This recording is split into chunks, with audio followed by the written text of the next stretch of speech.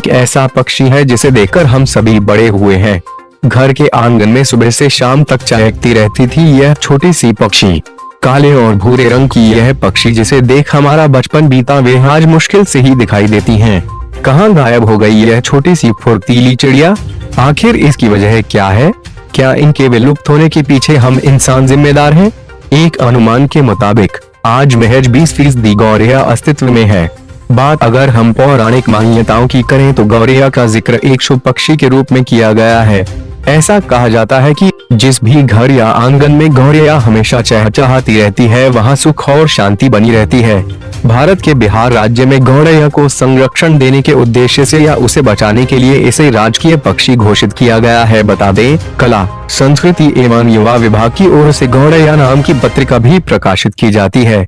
सिर्फ बिहार ही नहीं बल्कि कुछ अन्य राज्यों ने भी गौरैया को राजकीय पक्षी घोषित किया है। लेकिन दुख की बात तो यह है कि इतना कुछ करने के बाद भी मानव जाति इस पक्षी को बचाने में असमर्थ रही है।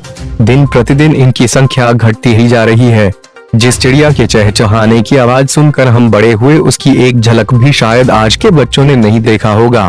पहले तो कमरे में अचानक घुस जाने वाली यह चिड़िया सीलिंग फैन से टकराकर अपनी जान देने लगी। हालांकि इनके गायब होने की मुख्य वजह कुछ और ही है। एक रिसर्च के मुताबिक जैसे जैसे शहरों में मोबाइल टावर्स की संख्या बढ़ती गई वैसे वैसे गौरैया कम होती गई। दरअसल इन टावर्स से कुछ विशेष प्रकार की तरंगें निकलती हैं। इन तरंगों से गौरैया की प्रजनन क्षमता प्रभावित होती है। जानकर आपको हैरानी होगी कि आंध्र विश्वविद्यालय द्वारा कुछ समय पहले एक अध्ययन किया गया था। मेरा नाम आनंद दुबे है, मैं मर्चेंट नेवी में चीफ इंजीनियर हूँ। क्या कहना चाहेंगे आज विश्व गौरैया दिवस पे? किस तरह से आपने व्यवस्था बनाई और लोगों से क्या अपील करना चाहेंगे? लोगों से ये मैं कहना चाहूँगा कि एक बात का ध्यान रखिए, प्रकृति ने आपको जो भी संसाधन दिए हैं उस पर सिर्फ आपका हक नहीं है। हर जीव जंतु, कीट पतंगे, जितने चीज़ हैं सबका उसके ऊपर हक है।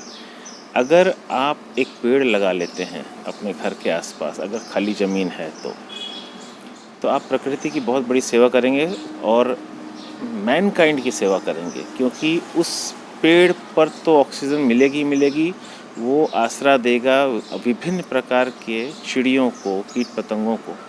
और चिड़िया होना बहुत आवश्यक है। जैसा कि कहा है, जीवन चक्र में हर जानवर का, हर पक्षी का एक कुछ न कुछ पार्ट जरूर होता है।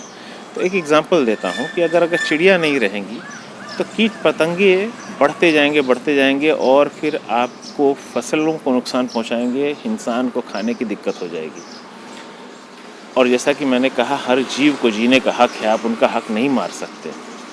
तो जीव अपने आप को जिए, अच्छे से अपने से जीना चाहिए और दूसरों को भी एक जीवन दान देना चाहिए। इन लोग को भी आश्रय की ज़रूरत है। हमने तो जंगल काट दिए, पेड़ काट के बस्तियां बसा दी, बिल्डिंग बना लिए, इन लोग का भी तो हमको थोड़ा ख्याल करना होगा ना। प्लस अगर ये चहचहाट आप सुनेंगे तो आपको खुद भी एक आत्मिक शांति की अनुभूति होगी। मेडिटेशन ऐसे ही हो जाता है। क्या कहना चाहेंगे आज, अपील क्या करना चाहेंगे लोगों से, किस तरह से इसकी संरक्षण करें लोग? देखिए, कुछ नहीं है, अगर आप अपार्टमेंट में भी रह रहे हैं, आपके पास खाली ज़मीन नहीं है, तो मैं आपसे निवेदन करूंगा, कुछ नहीं तो कुछ अपने हिस्से का भोजन भी थोड़ा निकाल के इनके लिए रखिए, थोड़ा पानी रखिए। इन लोग को भी उसकी आवश्यकता है, दर दर भटकना ना पड़े, पुण्य मिलेगा, आत्मसंतुष्टि भी मिलेगी।